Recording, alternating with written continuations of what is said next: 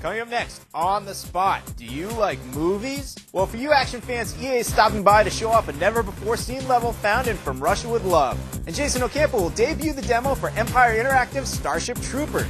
Also, Brian Ekberg's got some high-speed chases with the online portion of Burnout Revenge, and Bob Colayco will guide his team to greatness with Mario Superstar Baseball. Also playing, there's Ultimate Spider-Man, Mark Echo, Toka 3, and the Amusement Machine Show. Bugs!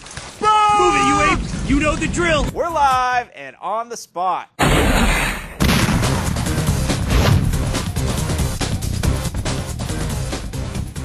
Oh, welcome to the Roughnecks! Yeah, Rico's Roughnecks, baby. Ooh.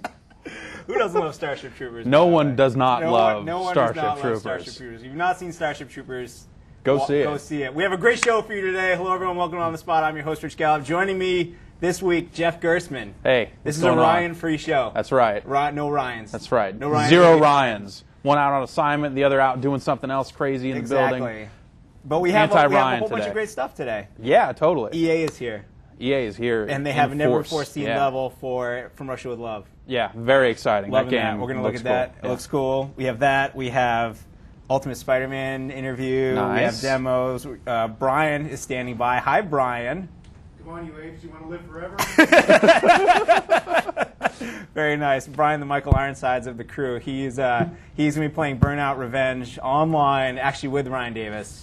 Well, I'll hang out with you here for a while, but I'm going to go over there and play Burnout later. Play Burnout. Yeah. You really should. Brian, what are you going to be doing today in Burnout Revenge? Probably be losing to Ryan a lot. Okay. We're going to check out some race, some road rage, some crash mode stuff. We're going to go through the whole online thing in Burnout Revenge. Well, thanks for joining us. Oh, my pleasure. And also today, Jason Ocampo is going to be here. Oh, actually, Bob Colayco is going to play Mario Superstar Baseball. And Jason Ocampo is going to debut the demo for Starship Troopers from Empire Interactive, and we have a fantastic prize for you today. An excellent, excellent prize awaits you at the end of the show. All right, this is just a placeholder prize. I'm going to hold this up right now. It is the DVD for Starship Troopers. That would be a great prize. For starters, that'd be a great prize. Now imagine that you're one of 3 people who received this in the mail, but scrawled across it. Hey, don't spoil it now. Oh, okay. We'll talk about it at the end of the show, all right? All right, it's too explosive to reveal now. All right, we'll let people think about it. Yeah. But we're going to send you over to Brian. Yeah. And while we do that, and we're going to bring Sam on stage. Take your seat. Sure. But while we do that, I want everyone to check out this great interview that we just put up this week for Ultimate Spider-Man. This game looks great. Check it out.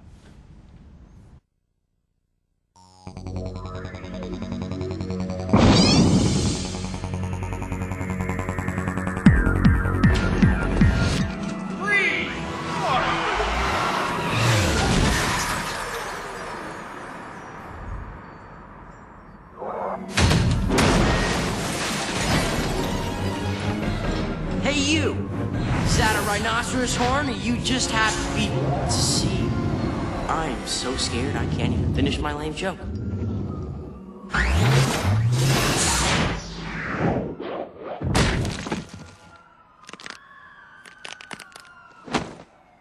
Many games have tried to emulate comics in the past, but we really do some unique things to make our title really emulate Ultimate Spider-Man.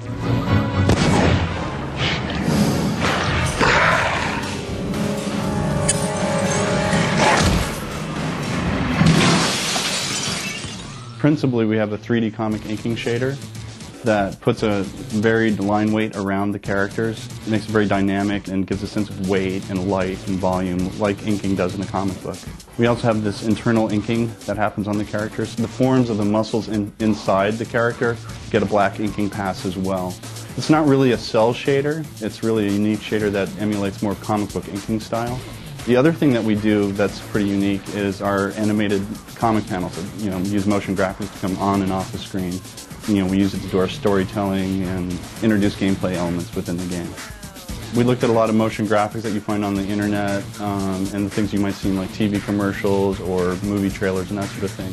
And what I wanted to do is take that sensibility, that sort of animation style and that animation sense, and apply it to comic book panels. We wanted it to have a lot of energy and life, much like the comic book has. It allows us to tell really energetic, exciting stories and really lead the player through and show them what we want to show them in our stories. All right, no more screwing around.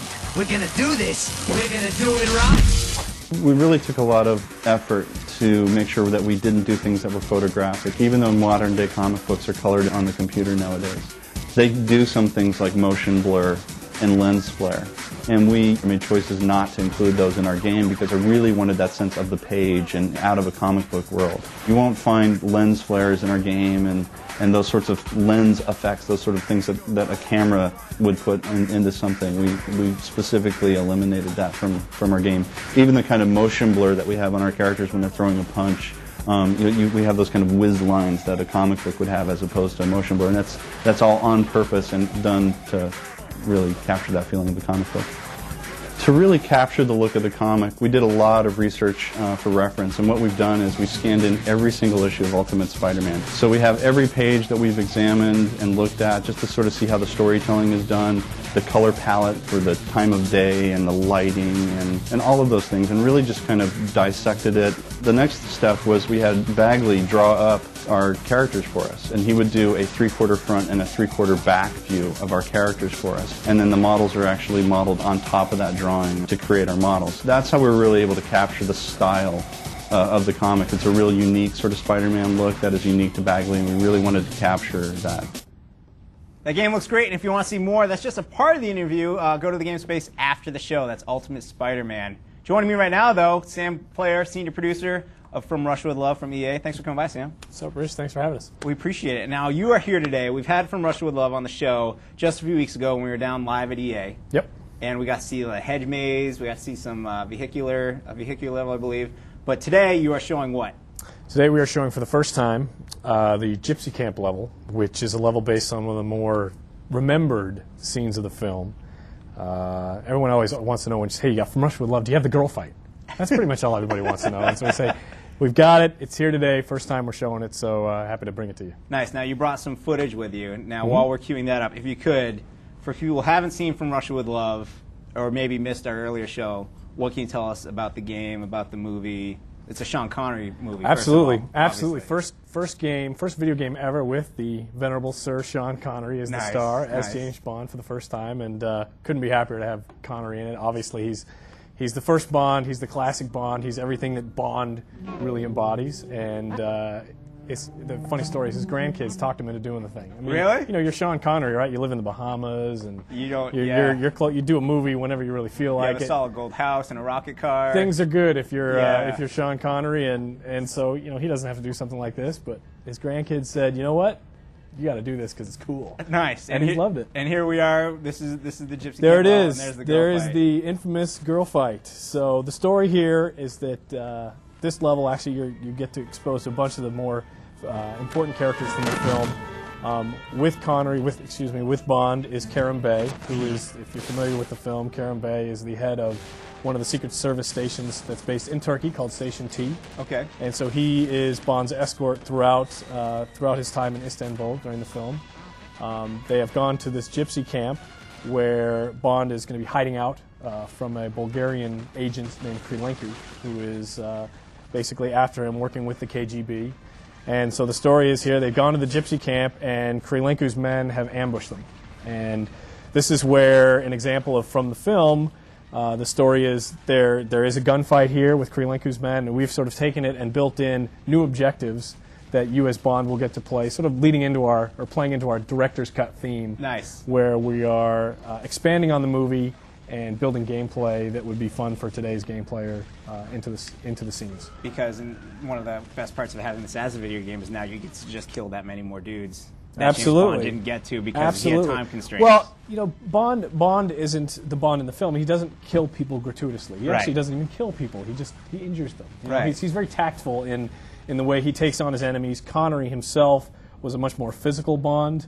A lot more brawling, a lot more wrestling moves where you take out his opponents, and it's not all about just running through areas and mowing them down with gunplay.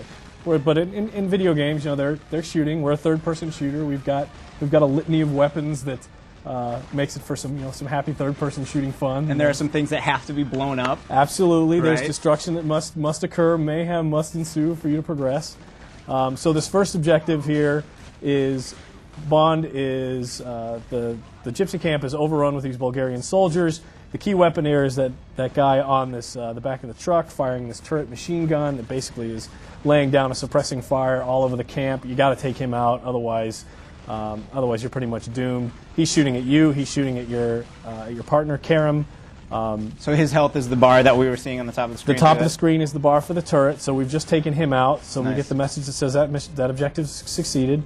We roll another cinematic where you get instructions from Karam for your next objective. This one is the Bulgarian soldiers have taken some of the hostages. In this case, they are some of the women from the camp are being held captive. Who would normally be fighting. Oh, of course, Right. with each other. With each other, if you remember the film. So now the idea is you've got to go find these hostages that are being guarded by the Bulgarian soldiers. There, Bond has just taken out one of the soldiers with a special combo move using the controller at the right time. You saw that button press, the square button prompt flash on screen. That engages a special move, which adds to your "be like Bond." I say that in quotes. Research points. So the idea is not to just mow through the level and gun people down. You want to actually play the game like James Bond. And Bond, like I said, he wasn't just a shooter. He took out people tactically. He snuck up behind people. He wasn't one to waste ammunition. So everything you do in the game, you're scored upon how you play like Bond. Now, I played through Everything or Nothing, and it had the same thing with the Bond moments and the little, like, 007 That's logo would pop up. Now, what disappointed me with the game, there wasn't much, but it always seemed like I missed the Bond moments. I'd have to go back through the level and look for them. Is there some sort of, is it easier to come across the Be Like Bond moments in this game, or? Well, we don't want to give everything away. Rich. Right, obviously. I mean, yeah, you got to earn it. You got to explore. You got to find some things. Right. So there's going to be some that you'll find throughout regular progression, but there's also going to be some that are going to be hard to find, and it provides an additional incentive to go back and play the game again. We will be feeding the users challenges, extra challenges. Once you've completed the level, we may fire another challenge. Okay, now you got to beat the level by disabling 6 different bad guys in a certain time, or play it on a new difficulty level. And during the replay of those levels, you'll have another opportunity to find the Bond moments. If you don't find them, we'll explain to you what they were, so that you can go find them again. So that works. That's all I'm asking for. We'll give you a little help. I appreciate it. We won't leave you alone. I'll need a little help. I'll admit it. And as we're watching Mr. Connery here, a.k.a. Bond. That's right. Bond. So Bond has upgraded himself. He's equipped himself with a gas mask because this area is infested with evil gas, toxic gas. Right. Much I saw like, every soldier was wearing a gas mask. You knew he was going to need one eventually. Yeah, it's much like being in our offices. You need gas masks Right. sometimes. It's getting pretty gamey. We're working pretty hard. We've got about a month to go, and I recommend it next time you come visit Rich. So that was, you saw the game pause, and you go to an upgrade screen and an equip screen, and you equip yourself with the mask. For the first time in Bond games, we are actually keeping a persistent inventory as you play. All right. So it's not like you're shedded of all your weapons and your gadgets as you progress from level to level. You get to keep it with you. You can upgrade every weapon that you have this year, making them fire faster or have larger weapon clips, reload quicker, all these things you can add. So we're really trying to build RPG elements into the experience with obviously some great visuals. Cool. And as Mr. Bond continues, we have questions coming in like we do. GameSpot Complete members, as you're watching this, use the form at the bottom of the page. Tell us who you are, where you're from, and your question we'll ask Sam. And I have some right here. You ready? Let's shoot. Let's see what we got. First question from Dylan Hammond. Make sure I can answer them. All right, well, all right, we'll see what we can do here. Give me the Dylan easy Hammond ones. from Rock Hill, South Carolina. We'll get you started off with a broad one. How long is the story mode? Levels, time-wise, what are we looking at? The movie is obviously 2 hours long or so. It's a less than 2 hour film, but what we decided to do was obviously recreate the entire movie, and that's done with cinematics like you see here that really bookend all the gameplay. The story, it's a great story with great characters, great locations. Connery said it was his favorite film to make, just based on the locales alone and the cast of characters that appear in the film. So we obviously stay true to the film, but then we add extra. We like I mentioned before, we call it the director's cut, right? So we've have 14 total single player levels that progress from start to finish. You'll earn bonus levels as you go. There are 5 extra bonus levels that if you achieve certain milestones in the game, you'll get privy to.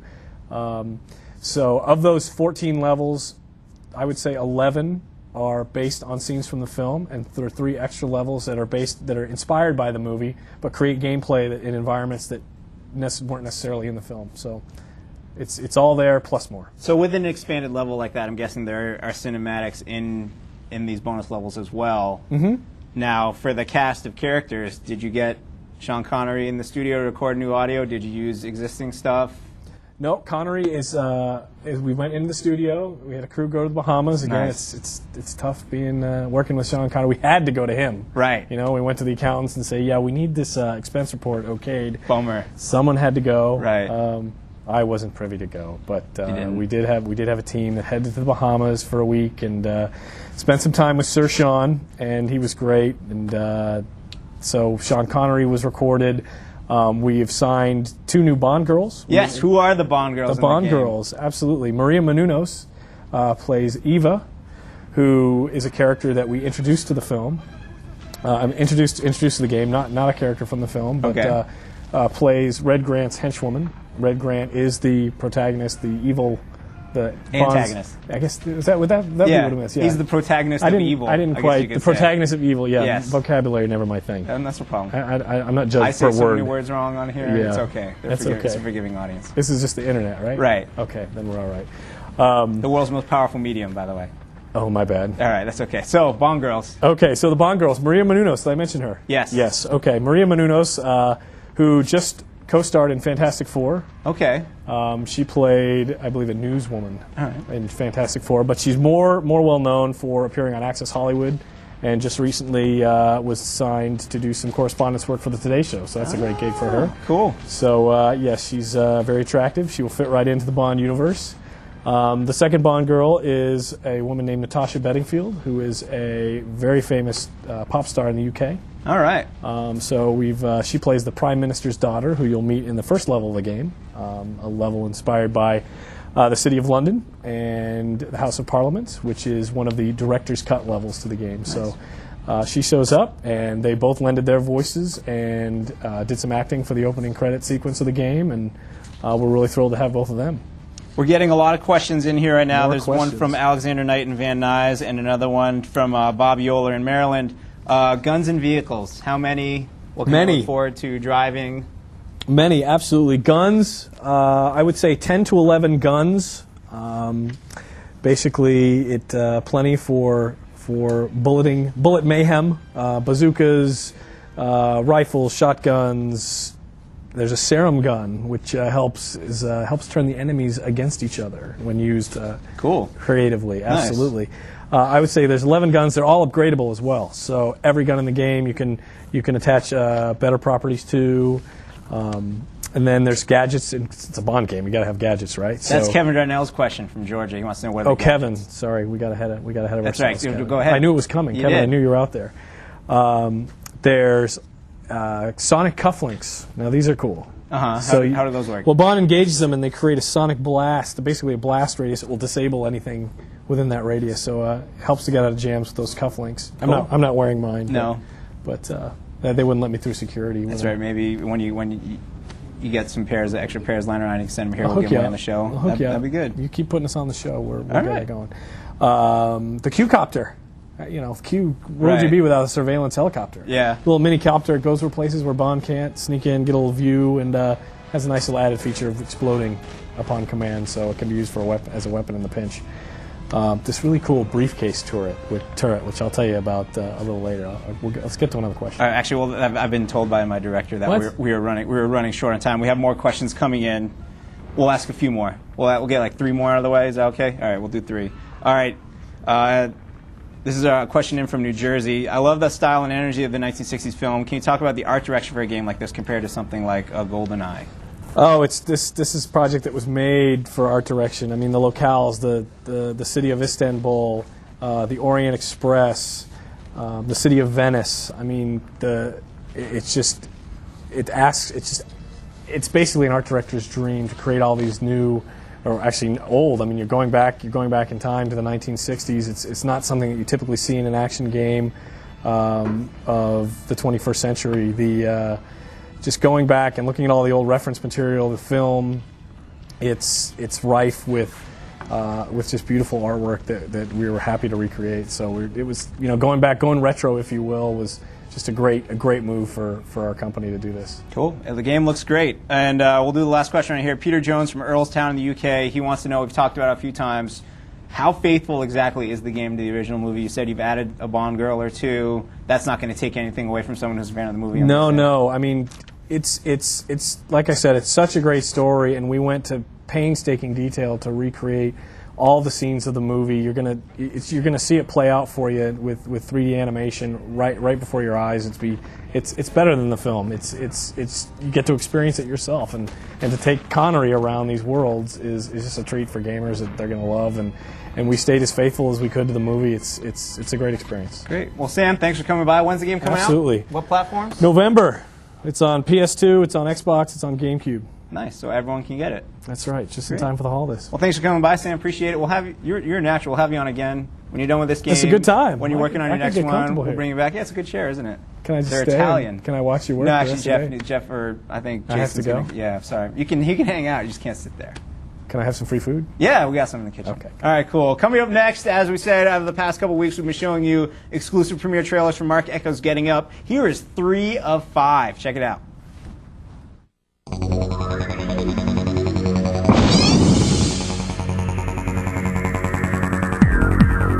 Product not yet rated.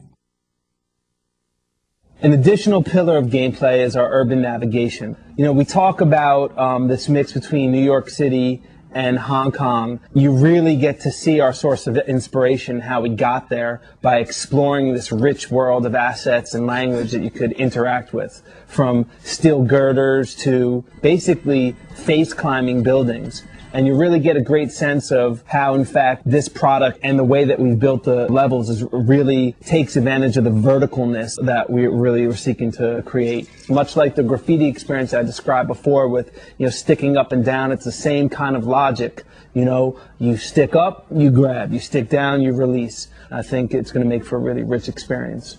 In order to teach the player where the mission objectives are and where to get up, we enlisted a gameplay convention we're calling Intuition. Intuition is a function of a toggle button on your controller and acts as a device to help you navigate. It not only tells you where to apply the art, where to get up, but it tells you the direction to go in. We wanted to create an environment that really compelled you to look all over the place and wonder, how the hell can I get there? I know there's got to be a way to break this navigation puzzle, if you will.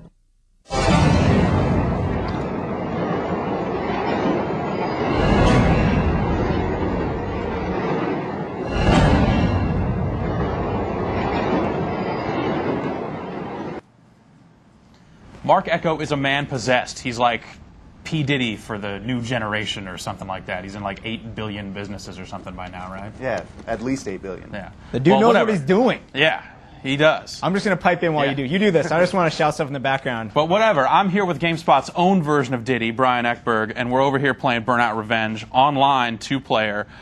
So how are things going with this? How you faring? Well, not so bad. I was doing pretty bad. I'm actually playing Ryan Davis, sometimes host of On the Spot. And he's been teaching me a lesson pretty well lately. But he's been practicing though. Yeah. It's hard to get this game away from him at night. Yeah. He takes it home probably every night. Yeah, he's pretty crazy with it. Yeah. So I think like the biggest change is, the way the game lets you check traffic that's going in the same direction. I mean, did you say that like completely changes the game? Is it just like an all-new game now? Or I don't know if it's all new, but it definitely has an effect on how things work. I mean, you can check traffic, and that's definitely going to add to your boost. You can, but at the same time, if you don't have any boost like I do right now, and you start checking traffic, it's going to slow you down, as you go through the traffic itself. So I think it's going to, definitely affect the game, but I think some people will probably get pretty skilled with it and, become pretty fierce online with it. I haven't spent a whole lot of time with it yet, but I got way into just kind of checking traffic into other cars and real dirty tricks like that. And you get bonuses for doing, I guess that's trick shots, just like what we did right there. You kick one car into another, and it definitely gets you a boost. That's not the way to do things. Intense. Well, let's take a question real quick here. Mark Townsend from Indiana says, "Hey, Brian. Hey. I know they had some stat tracking in Burnout 3 Takedown, but with the great stat tracking of other EA games such as Battlefield 2, will Revenge support more expansive stat tracking?" Well, it would be cool if we had like headshots and stuff like that. Yeah. But we were actually just checking it out in the previous segment, and it looks like it does have a few new things. I think there was an ELO ranking. Right? Yeah, they've got some kind of like chess crazy ranking to kind of figure out who the best drivers are. Yeah. It seems like some of the offline stat tracking is a little deeper too. I'm sorry, did you say Electric Light Orchestra tracking? Yeah, ELO baby. totally on the soundtrack. Okay, LCD cool. sound system and ELO. Nice. That's all it is. But yeah, with an ELO, I suppose you could. It's better for matchmaking online. Yeah. Get somebody close to your score, and you won't be getting trashed like I am right now. Which is good because on Burnout 3, the only people left are crazy pros. So Right. when this one comes out, the new players will get back in. It'll be more meat for us to grind up Exactly. online, right? Exactly. Okay, one more question here. John Gereza from Dublin, Ireland says, are all of the single-player modes available online? Again, we were just talking about this. I believe so. And you were telling me that the road race. I think I should interview you on this game. Jeff, are all the single-player modes in the online game? Well, Brian, pretty much. What they did is, actually this time around, they took Road Rage, which was different offline at Burnout 3, and they made the offline component a lot more like the online take of Road Rage, so you can kind of crash out. If you crash too many times, you'll fail the event. And so they've made some changes here and there, and it seems like there's some more options for online crash mode too, which is cool. Very good. Are there any questions you can read for you? Let's see, we got... I have some questions. Yes. Here's an easy one for you. This is from Mike in Whidbey Island, Washington. Will Burnout Revenge support HD? That's a loaded question. I ask it because I know the answer. Do you know the answer? Yeah. What's the answer? The answer is yeah. Of course. Yeah. The answer is yes, and as of right now, after the show, go to the Burnout Revenge game spaces, and we have like 20 HD movies, right? Yeah, we have all kinds of 10 crazy Xbox, HD 10 movies, just like PlayStation wicked 2. fat crashes. Because GameSpot Live is your home for HD Yeah, movies. exactly. I'm just going to sit here and think about all these crashes. Rich, what do you got going on over there? I have Jason Ocampo with me. Thank you. We'll come back to you guys in a little bit, check back in, maybe some crash mode. Jason, what's going on, buddy? Nothing much, man. What have you brought with you? I have brought the demo of Starship Troopers, the game. Starship Troopers, the game. Yes. Now, there's already been a Starship Troopers, the game. Yes, there has, but it was kind of a weird, like, real-time strategy game thing. But, when you think about Starship Troopers, it's perfect for a first-person shooter, and finally, somebody's delivered on. Now, this is not just based on the phenomenal Paul Verhoeven movie from 1992, I think, was it? Yeah, 97. 97? Was it 1997? Anyway, it's based on also, there was a CG TV show, which I woke up at like 7:30 in the mornings during college to watch, I'll admit it, and also a little bit on Starship Troopers 2, which no one should watch.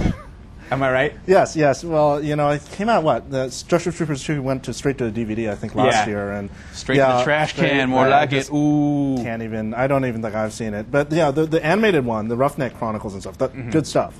All CG. But, when you get down to it, though, the one Starship Troopers everyone remembers, Paul Verhoeven's, the guy did RoboCop, the guy did Total Recall, and then does the movie, and kind of like no one really read the book, but they all know the movie. Right. Yeah. So let's jump right into the demo, shall we? Because the level that the demo is, and it's available on GameSpot DLX right now, and you can actually open another window, start downloading it now, and it'll be ready by the time the show is over. But the demo level that you have, one, you're playing it on a Pretty Pimp laptop with a Pretty Pimp mouse. Yeah, this is the new Alienware Area 51M. Mm-hmm. It's got a 3.6 gigahertz processor and a NVIDIA Go GeForce 6800 Ultra. It's also about 12 pounds, so you bring this to a LAN party and you're going to be the big kid on the block. Cool. And this is the brand your creepy new super mouse. Yes, the brand new. Try Razer. to hold it up in front of you. Here you go. See, look at that thing glowing. The brand new Razer Copperhead mouse. It's just hit in stores this week. It has an insane 2000 DPI, which means at the highest setting, this is more mouse than pretty much anyone can handle. Even you? Even me. I've had to tone it down a bit because at 2000 DPI, you move it 1 inch and the entire screen goes in circles. All right, let's see what you can do with it. All right. Now, this mission I have gameplay movies up on the site already, but it looks a lot like the level where you dropped in and you come to the base and it's a trap, and all of a sudden, oh wait, is this movie footage? Oh yes. There's Michael Ironside. Oh my goodness! Yeah, I didn't know this was in the game. This just became the best game ever made. Before he was Sam Fisher, he was killing bugs on Klindatu, Nice. So there he is, and they go marching around. And if you remember this scene from the movie, they kind of go to the planet and they land on, everything's deserted, and they find this empty base. And, and speaking of which, right here. Oh, look. Let's walk through the desert right here. That looks like there's an empty base up here. What's going on? Oh, boy. Where is everybody? And now here's the moment where Michael Ironside's going to do his, cool military signage. And then 3 guys go. 3 guys go, yeah. By the way. Everyone runs in, and everybody runs in, and everyone storms in, and then here we go.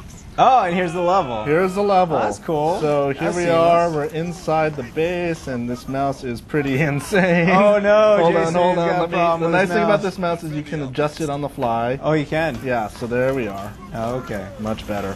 And then if you remember this, here they come. Now it's kind of like the Alamo Last Stand, and they've demoed this game for me. And yes, they can get about 250 bugs on screen at once. Nice. And I've seen this level longer, where basically it's wave after wave, and you have the insect bugs Shoot coming something, at you dude. too. Oh yeah, okay. So aim for the brainstem. Remember what Neil Patrick Harris said in the movie? Shoot out a limb, and it remains 86% effective. Here's a tip: aim for the nerve stem. Nice. And put them down. So basically, I'm playing on easy because I'm a wimp. But here we go. Yeah, die bugs, and pretty standard. But here's a fun part now. So yes, we defeated the wave, and now we got to go. Getting orders. We're gonna have to go outside to figure out. So if this was the movie right now, you'd be completely overrun. You'd have to bail out, and you'd find the guy whose brain was sucked out, and then Denise Richards would come and save the day. Exactly, and I've actually played that where it gets pretty insane. The way it's scripted is, if these guys die, you see the animation of a bug, reach over, grab them, and throw them back. Or there's a lot of different animations on how they die. It's pretty grisly. And then at the end, there's that giant tanker bug that looks like the gigantic beetle. So that part does come along eventually. That does. All right. So here we are, and we're running around outside, and you have to go get. They tell you we forgot something, and you have to go get it. Oh, look at those guys. Yeah, a little, and then. Oh, nice. Yes. And then those little guys are the ones that carry the big brain bug, right? Here we go. Ooh, that guy looked a lot meaner. Yeah. Oh yeah. Yeah. So the bugs, it's pretty amazing. Like, basically, they're getting to the point how they looked in the movie, and you imagine in a few years, you're gonna get pretty much the movie type of graphics. Well, you keep fighting those bugs, because the only good bug, as we know, is a dead bug. Hoo-ah. And I will fire you some questions. Okay. Chris Beverly, Norcross, Georgia. Does the game stay true to the movie story? Because I found some movie-to-game video games sometimes kind of veer away from that. This is technically set after the movie. That's right. So it's in a way it's an entirely new plot. They recycle a lot of the scenes because you're kind of back in Klindatu, but you're also in different worlds. Johnny Rico is now a general, so. He's kind of your Casper lead Van officer. Dien's Casper Van Dien character. Right. So basically, what happens is you're fighting under his command, and it's I'm not even sure about the story because, like I said, it's entirely brand new in many ways. Cool. And actually, Jesla in Lincroft, New Jersey. I'm sorry. They wants to know: do you interact with any characters from the movie, and have any of the actors been signed on for the game? There has been one actor signed on for the game, and that is Casper Van Dien himself. Nice. Who's, Johnny Rico. Considering the fact that most of the characters from the movie died pretty badly, Johnny Rico was pretty much one of the only ones to survive. And it picks up after there, so that's about it. Does Neil Patrick Harris live? He had to live. Dewey Hauser? Yeah, but he never did any fighting. He always had the cool overcoat on. And but they could have him show up in the overcoat at some point in the game It's and steal your car. And So how many troopers? Do you get to see plenty of troopers die and everything? Everyone gets ripped up nicely? Yeah. In this scene, you basically see, in the last stand of this moment, these guys get ripped apart. They get shredded. It's pretty fun.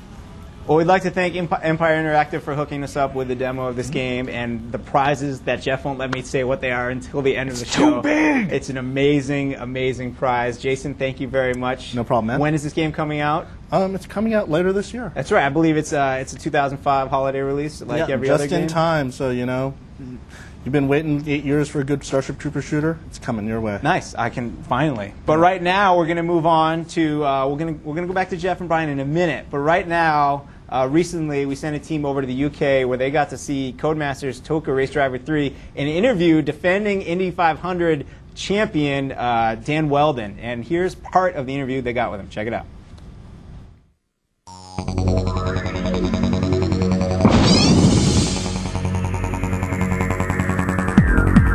I'm Dan Weldon, driver for Michael Andretti of Andretti Green Racing in the number 26 Klein Tools Jim Beam Dallara Honda. And I'm going to talk to you about the new Codemasters game that's going to take America by storm.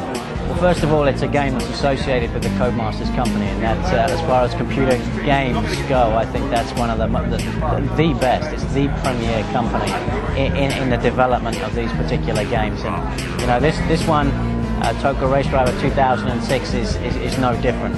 I mean, it's got every possible championship that you could want to race on a computer game in. Obviously, I'm very fond of the IndyCar series part, and you know, often known as the IRL, and that you can compete at the Indianapolis 500. You can do the full season, you can do one-off races, and the fact of the matter is that Codemasters produce very real games. They're very matter-of-fact, and you know, they're pretty pinpoint accurate. I think the thing that Michael Andretti's proud of most is that I can hit the reset button and get a brand new car on this game, which I can't do on the racetrack. You know, it's challenging. It's not one of those games that you can complete very quickly. Whereas this, you have to really, there's a knack to it. You can adjust the setup, which is very, very realistic. And actually, as an IndyCar driver, I have in the past used this setup option to help myself learn a bit more about changes that can be made on an IndyCar.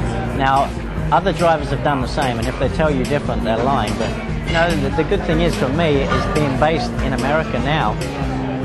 I have friends that race in the DTM. I have friends that do the Master Series, and I can race in all these different championships as well as them.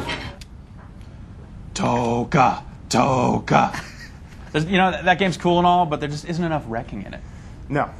But crash mode here, plenty of crashing. More than makes up for it. So this is online crash mode where two players can crash at the same time. That's right. This is crash battle mode, and it's sort of like, just as you say, it's you know, you're both on the same track. As you can see, you can choose from a number of different cars here. Mm-hmm. You typically want to go for a stronger, tougher car here. You don't want to go for a little sports car. But there is a degree of strategy to this, because the idea is you want to rack up the most damage.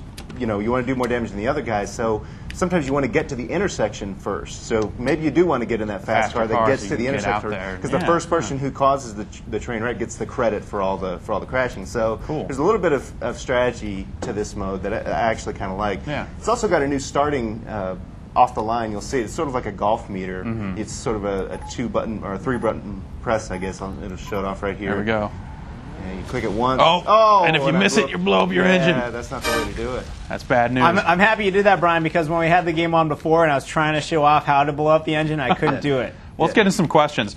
Invader Spleen, not his real name. The Invader Spleen? Of San Diego says, on the movies I've seen, there are people cheering. Sounds cheesy to me. Please tell me we can turn that audio down. No, you can't. No. Deal with it. No, it's actually awesome, because it's in mostly in crash mode, and it kind of goes with the golf meter. It's kind of golf clapping and cheering. It's actually really funny to hear people cheering as you're just like totally destroying all these cars and stuff. What is less worth cheering than mass mayhem? And then the car's flying through the air. It looks like a golf ball. May as well give it a golf clap. Yeah, exactly. Yeah, it's great. It's great. Kevin Darnell, Calhoun, Georgia, says, what kind of soundtracks are in Revenge? We have that information up on the site. There's like a LCD sound system remix in there. BT remixing The Doors, continuing the EA tradition of messing up Doors songs. Sahid Merchant, Stafford, Texas. I noticed in the demo that the tracks have a lot of alternate routes. Does that make the game better or worse than Burnout 3? We'll have to, wait and see how it actually impacts the game, right? But I mean, every track does have like a whole bunch of alternate routes, right? I mean, it's perfect in crash mode, just like this. I mean, one guy can go one way, the other guy goes the exact opposite way, and yet you still have, they're both valid ways to go and cause, destruction. It's great. Cool. Okay, Thomas B., Wimberley, Texas. Okay, since you can check traffic in the crash mode, is the crash mode easier? Crash mode could get pretty hard in takedown. Will it still be pretty challenging? It's definitely challenging. I mean, one thing in crash mode is you definitely want to make the right car choice, because sometimes they give you cars that can't make the jump, and you have this one jump that is the best way to get maximum destruction, but if you can't make the jump, then you're screwed. Right. So I wouldn't say it's like completely impossible, but I think there's a bit more challenge this time. That and you could say the dollar values are way higher, as reflecting how many more accidents. And there's no modifiers. There's no like 3x right, modifiers, no no 4x modifiers. Yeah. Caesar Felix from Sun Valley, California. And he even wrote the Show Me State in here. The last game was stupid hard at the end. Agreed. Did any of you all complete it? Not yet. And is this one as difficult? I haven't had any troubles But I'm not as far along as you are. I've heard, I haven't actually played too much of it, but from the people who have, I've heard that it is like an easier game at the beginning, so maybe it does kind of ramp up at the end and get stupid hard again. Or maybe they just kind of wanted to make it an easier game so you can get all the good cars and get online and start crushing people. Yeah, because online's where it's at with this game, yeah. Crushing fools, Rich. Totally crushing fools. Yeah. Thank you, Jeff and Brian. We're going to let you guys play a little bit, and then we'll bring Jeff over here. We'll leave Brian kick him out of the nest, make him do his own thing. We'll see how he does. Right now, I'm joined by the infamous, notorious Bob Colayco. What's up, Bob? The notorious B.O.B.? That's is you. that how it is? Yeah, totally notorious B.O.B. Sure, why not? You were here recently. You got to review. I'm a huge baseball fan. We know. I say it all the time. I almost you like the Yankees, right? Yeah, the Yankees are totally my favorite team. I really love the Yankees. Right. Yeah, A-Rod is like totally the best guy in all sports. For real. Right. Yeah. Brewers, baby. You brought Mario Superstar Baseball, which you recently reviewed. And how is it? It's a pretty good game. It's it's a fun arcade style baseball game, and I got it right here. Fire it up. I'll take a look. Yeah. All right. Yeah, I'm in a bit of a jam. I'm pitching right now. I got Donkey Kong on the mound, but Yoshi's on third, 2 outs. I got to get out of this one. You got to get out of this one. So let's see if I can, Okay, I just blew that fastball right by the Goomba. No, he didn't even swing. No, it was too fast, but check this out. I'm going to do a star pitch right now, and that's what you do when you're really in a jam. And it costs you one of those stars, but if you get, make big plays, you can get more stars. So now I'm just going to do this crazy banana pitch. Whoa! I saw Barry Zito throw one of those. You see the motion on that? Who did? Barry Zito. Barry Zito. He's got star pitches. He's got the yacker like that. Yeah. I mean, you don't even know where that thing's going. I'm just going to blow this one right. Oh, no! He just knocked it in. It's a bloop. Oh, man. Look like Kazishi right there. See, and then went out of the way. Back through the box! Right up the middle, and I gave up the run. Bummer. Now, this obviously being a Mario game, we saw there are star pitches right there. Right. And on this particular field, they're crazy traps. This is Yoshi's field. So, if we're lucky enough, we'll see a fly ball get to the outfield, and there'll be piranha plants that pop up, and they'll catch the ball, they'll knock around your outfielders, and they'll actually spit the ball away. It sort of adds that random element to baseball. Kind of like the Ivy at Wrigley. Exactly. The exact same thing. Something like that. Right. Or the fans pouring beer on you at Wrigley. That kind of thing. So now I'm up to bat, and I can charge up a swing and miss it completely like that. Now, this being a Mario game, obviously all the characters in the game are from the Mario universe. Exactly. So some of them are familiar, like Donkey Kong and Yoshi pitching, and here you are striking out like Mark Bellhorn or something. Yeah, whoever. And that was a skeleton Koopa of a sort. And now you're I'm having trouble connecting here. There we go. There you go. Nice little pop. No, look at did you see that piranha plant pop up? So, he can grab the ball and spit it away from the outfielders and cause some mayhem that way. How many different teams are we looking at here in this game? Well, there are 30 different characters, and there's, several team captains you can choose from. So you can, if you do the exhibition mode, you can create, all kinds of different combinations. He doesn't have a bat? No, he's just going to punch his ball if I can make contact. All right, let's hit some questions right here. GameSpot Sure. complete members, keep them flying in, and we will try not to make fun of Bob as he strikes out. Yeah, I got one more strike on me. All right, Frank. There it is. Oh, there it is. Very All right, nice. I'm going to bring it home. I'm going to bring it home. Oh, you don't test the arm of Baby Mario. Oh, I got gunned down at the plate. You don't test the arm of Baby Mario. How many times have I got to tell you? He hit the cutoff man with that. You got some. You have some sluggers on this team, both Wario and Donkey Kong. That's right, and the players are rated for their hitting ability and their. And that's a little tag up. Flight. No, that was 2 outs. Oh, okay. So now I'm back. But there's also mini games in here. Let's see a mini game. All right, you fire that up, and I'll ask you some questions. Okay, sure. All right, this is from Frank in New York.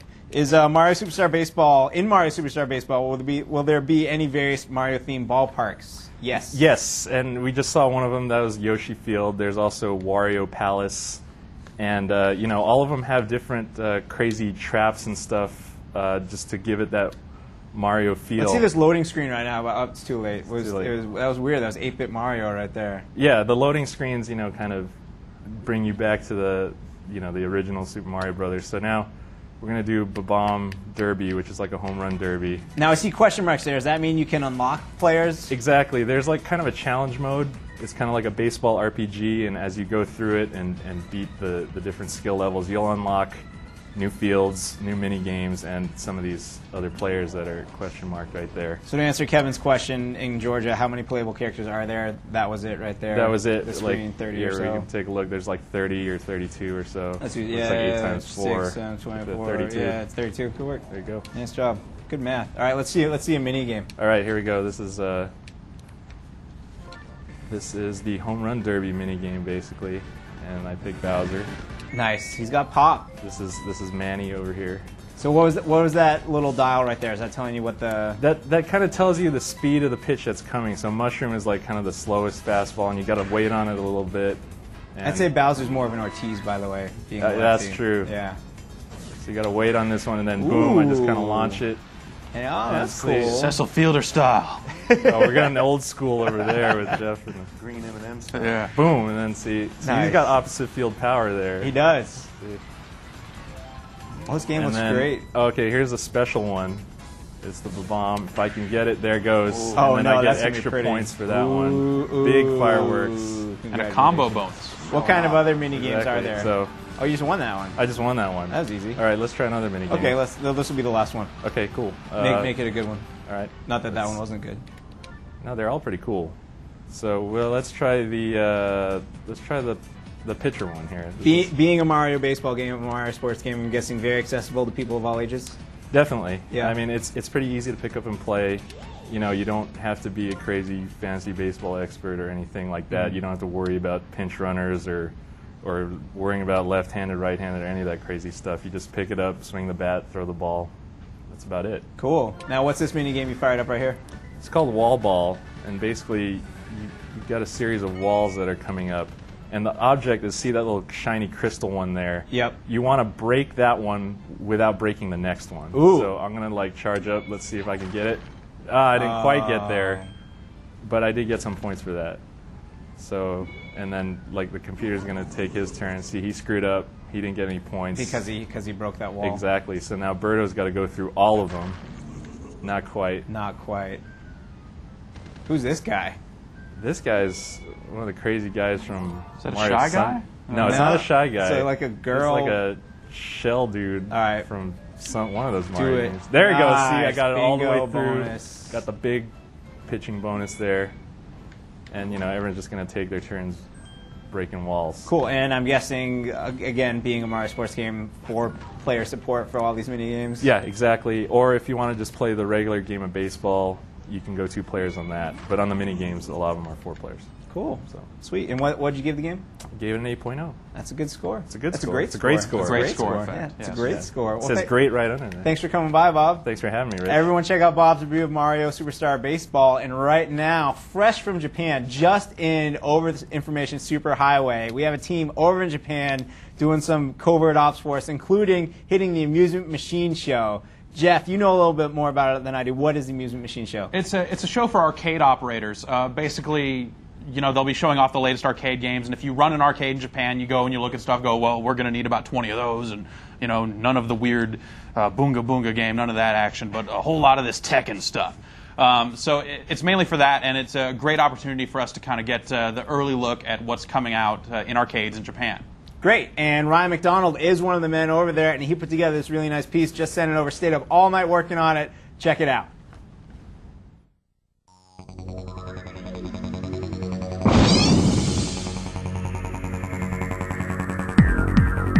The Tokyo Game Show may still be a couple weeks away, but you'd never know it with the arrival of the 43rd Amusement Machine Show, which is essentially a CES-style trade show for new amusement devices and arcade games coming out in Japan.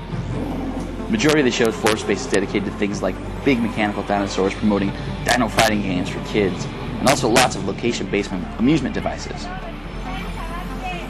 Sega's booth did, however, draw a large crowd this year for a look at Limburg, the company's new arcade hardware platform, which will run games like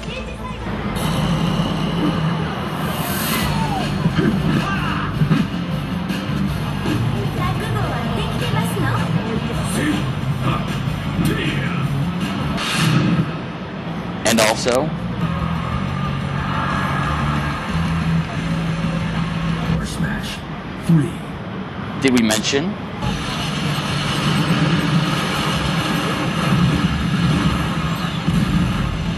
one of the of the new games that was shown for Lindbergh was Yu Suzuki's new Sci-Fi, which basically squares you and an opponent off in the touchscreen battle to the death.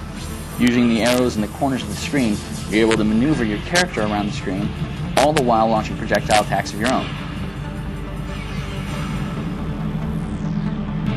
Some pretty nice looking zombies were shown off as well in a brief trailer of House of the Dead 4.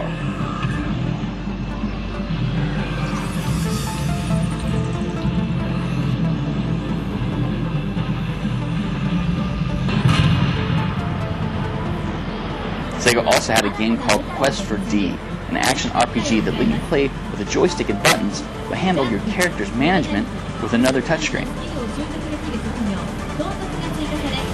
This 2D fighting game Sega had featured one of the guys from Fist of the North Star anime series and was for the Adamus Wave arcade hardware system. It looked to hold true to the original Magic formula, even though it's the first time the game is not running on SNK's Neo Geo hardware. Sega's Under Defeat was a chopper game that looked to be a mix of Blades of Thunder and Desert Strike.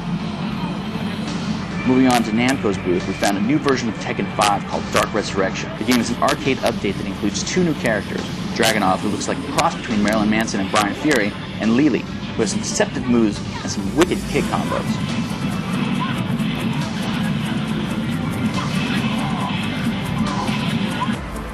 Capcom also showed up, but contrary to rumors, did not bring Street Fighter 4. Instead, the company announced a new arcade game called War of the Grail, which from the video looked pretty snazzy, but currently doesn't have a release date. An arcade version of Mario Kart was also on display, which includes new characters like Pac-Man seen here, and of course new power-ups.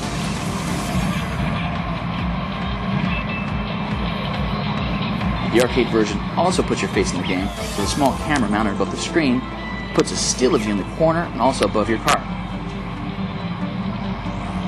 One crazy PC-style pay-to-play arcade game on display was Counter-Strike Neo, which is essentially Counter-Strike with futuristic levels and player skins. Think the ninja and other elements from Metal Gear Solid slammed into Counter-Strike. The weapons, many sound effects, and overall play mechanics have remained the same despite the new coat of paint. Proving that you just simply can't have a Japanese video game show of any kind without Gundams, Banpresto had this game that most notably featured a giant pod to sit in that includes a projector and a large screen that gives you a ridiculously cool panoramic view of your surroundings and literally puts you in the cockpit of a giant robot.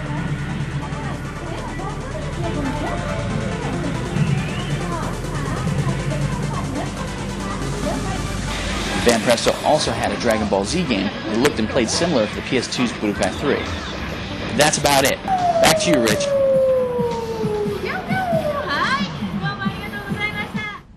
Thanks, Ryan. Amusement Machine Show. Gundams. Gundams.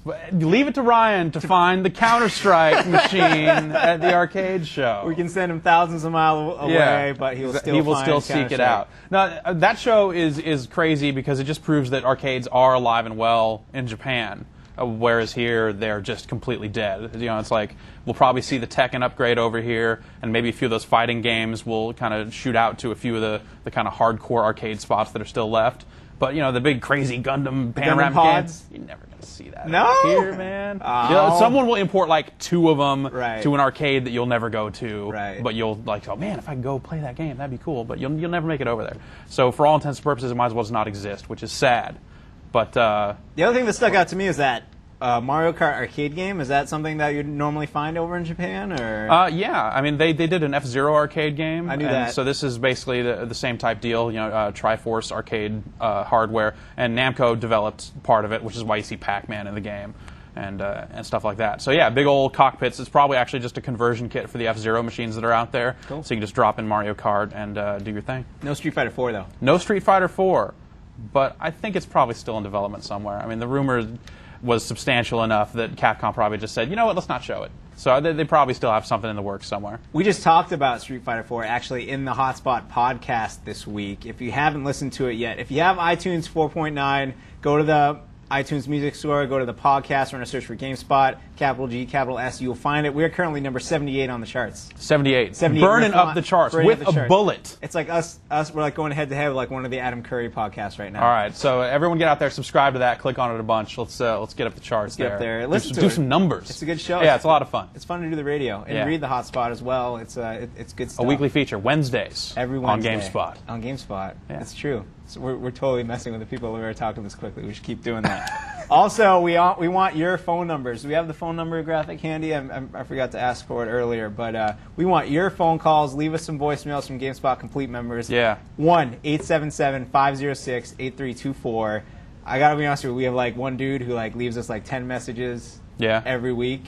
And the other people just like don't have the same quality as him, so we're just not using any of them until we get a whole bunch of GameSpot Complete members calling up, leaving us voicemail messages. This is a free call. It's a free call. Is a free call. That's right. Tiny classified ads. That's right. 1-877-506-8324. Brian, how'd you do today against Ryan Davis? I went a healthy 0-8. Did you? Yeah. You kicked him in the crash mode though. I did beat him in crash mode, but now we're playing actually Road Rage. And I think I'm escaping, and he's going to hunt me down. Won't be too much longer till he hunts me down and cruelly, shoves me into a wall or something. This is my favorite online mode from Burnout 3. I gotta say, when you divide them up into the teams, people run away, people catch them. Yeah. It's a lot more fun with more than two people. We've got one person on the side right now, and it's just. There's a lot of mean activity going on because you always know who's coming for you. Especially if you're going up against Ryan Davis, you don't want to be alone. No. It's not no Gamer King 128 or anything like that. It's Ryan. He's over there. So if things go wrong, just walk over there and pop him one. I'm gonna. Right after this. Pop him one real rough. So last week we gave away 3 Intel Are You Geek Enough hats and 2 bags of Bandai swag. Cool. For the Intel hats, we just asked simply for you to say, "Yes, I am geek enough!" And the first 3 GameSpot Complete members do that with a full mailing address. And people actually did that? There's a lot of people that did it. Wow. The first 3 were Galen Ryder of the British Columbia, Justin Jalkowski of the Nebraska, and Robert Gaither of the Florida. Very nice, guys. You guys are apparently geeks by your own self-admission. And they have hats that will tell everyone this. Exactly. Bring it up in conversation. Wear it to the mall. And the other thing we asked was we had coverage of the Bandai event that happened last week. Yeah. And one of the games that we did not talk about is based on an anime film that people should see. If they haven't, they should see. Can you figure it out? I'm going to say Ghost in the Shell. Ghost in the Shell is correct, sir. Yeah. And if you were a GameSpot Complete member and wrote in with your full name and mailing address before these 2 folks, you would have won a nice bag of Bandai swag. I've never actually seen Ghost in the Shell. Really? You should see it. Apparently I should. As the trivia question says, you see. It's really short. Really? Okay. Yeah, it's good. You like it. All right. But the 2 people who were fast enough were James Hergus of Oregon and, oh man, Bijan Naru. I'm sorry, Bijan. Let me try. You try it. I got Bijan. Where are we at here? Over there, right there, Bijan. Bijan Nowruzin of California. Nowruzin. That's what I'm going with. Nowruzin. Oh, it's Nowruzian, actually. Nowruzian. I-A-N. Nowruzian. That's not a real name. It is. It's a cool name. It's a very anime name. It is. Yeah. That is a character in Ghost in the Shell. Congratulations to the 2 of you. Both won the nice bags of Bandai swag. Now, can we give away? Can we say who it is? I'm saying it. You don't get to say it. It's explosive. All right. So as I was saying at the beginning of the show, imagine this DVD for Starship Troopers coming to your home. Scroll across it, the autograph of none other than Casper Van Dien himself. No Casper Van way. Dien. Yes. This is a bunch of crap. You're lying to me. Casper Van Dien is going to autograph 3 copies of Starship Troopers. Can we get his wife to autograph the back or something like that? Like, can we get their reality shows? Casper Van Dien, stop acting. All right, okay, all right. Maybe if Dina Meyer's autograph came with it as well, then you could get more excited. Oh man! But Casper Van Dien is more than enough to make this quite possibly one of the greatest prizes we've ever given away on this show. Quite possibly. Quite possibly. And these are like real autographs. It's not like me and Rich are going in the back half and showing like. Casper Van Dien is doing. So we should do that too. We should. Yeah. Casper Van Dien is doing voice work for the game, and the folks at Empire Interactive said they're going to hook us up with his autograph on 3 copies. GameSpot Complete members. Very cool. So if you're a Starship Troopers fan, and who isn't, write in with what are we going to make them do? We're going to make them jump through some hoops for this stuff. Yeah, we're gonna have to ask him. Okay, it has to be a trivia question based on the movie. Yeah. All right. So Starship Troopers, Paul Verhoeven. Brian, you're a fan. Yeah. All right. You know what? I'm going to do 3 different trivia questions just because it's 3 prizes. All right. All right. Brian, can you come up with one off the top of your head? Who is the name of the actor that played the plastic violin when they're all partying? Oh, wow. That's great. GameSpot Complete members, who played the plastic violin? It's shiny and green. That's right. Name of the actor with your full name and mailing address. Send that one in. No, I'm not asking that question. That was the first question. Jeff? Oh, man. It's been so long since I've seen it. I would be wrong. I would ask a question that would end up being incorrect. Okay, well, here we'll toss up an easy one. Okay. What city is Johnny Rico from? GameSpot Complete members, first one to answer that correctly. Yeah, cool. All right, and my third question. All right. As we all know, Mr. Sam Fisher himself is in the movie. Yeah. Michael Ironsides. The Michael Ironsides. Viper. He is awesome. Yes. All right. Michael Ironsides is missing an arm. Which arm is he missing? Tell us which arm Michael Ironsides is missing. First person to do that, GameSpot Complete members, full name, mailing address in the form below. You won yourself a Casper Van Dien autographed copy of Starship Troopers. I hope our crowd appreciates this gift as much as we do. Yeah. Because we are psyched about this. I'm hoping we can kind of keep up with the trend and maybe do like Elizabeth Berkley signed Showgirls DVDs some week, or something like that. Keep the. We'll see what we can do. Little Peter Weller RoboCop. Thanks for coming by, action. Jeff. Thanks for having me. I appreciate it. Brian, thanks for coming by. You see a bug hole, you nuke it. Nice. Would you like to know more? Well, we got to stop. I'd like to thank Jason Ocampo for coming by. I'd like to thank Bob Colayco for coming by. I'd like to thank Sam Player from EA for coming by. And I'd like to thank the folks at Empire Interactive for hooking us up with the demo of Starship Troopers. Is that everyone? I believe that's... I'd like to thank you for watching. Yeah. And Ryan Davis for playing Burnout Revenge. knuckleheads. Sure. We'll see you next week right here on The Spot.